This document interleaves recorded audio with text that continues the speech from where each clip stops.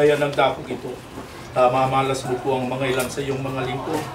Taos pusong nagpapasalamat sa iyo sa lahat ng mga kabutihan at pagpapala na ginagawat mo po sa bawat isa sa amin.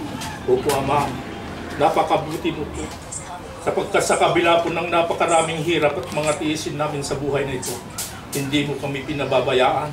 Tinatawid mo po kami sa araw-araw hanggang sa mga sandaling ito, Ama.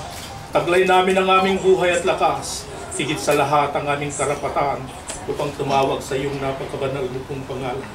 Nahihiya po kaming lumalapit sa iyo sa mga sandaling ito.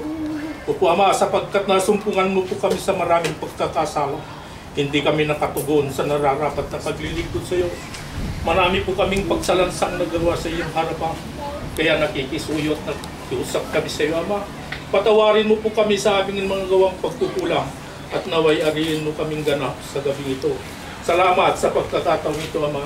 Kami po'y nagkatipon sa aming mga kamag-anak, sa mga mahal sa buhay at mga kaibigan, upang gunitain ang karawan ng aming kakamahal na kapatid na si Tito. Naway bigyan mo po siya ng mahabang buhay. Ibigay sa kanya ang lakas na kanyang pangangailangan, upang anuman ang pagsubok na dumarating sa aming buhay, makapagtagumpay sana kami at makapanatiling ang buhay na matiwasay sa iyong banal na harapan. Paghariin mo nawa ang katahimikan sa aming kalagitnaan hanggang sa matapos ang aming pagdiriwang. Ikaw sana ang maghari sa aming kalagitnaan at hanggang sa mamaya, Ama, maghiwa-hiwalay kami.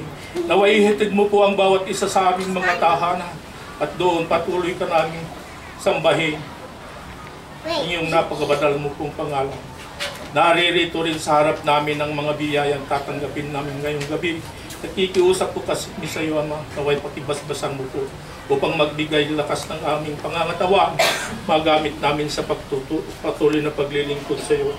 Naway pagpalain mo rin ang aming paghahanap buhay. Ipasumpong muna kami sa malinis na paraan, Ama, upang sa ganun matustusan namin ang aming pangangailangan, makapagpatuloy kami sa matapat at tiwasay na pamumuhay.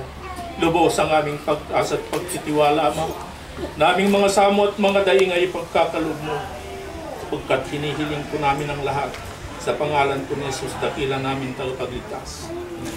Amen.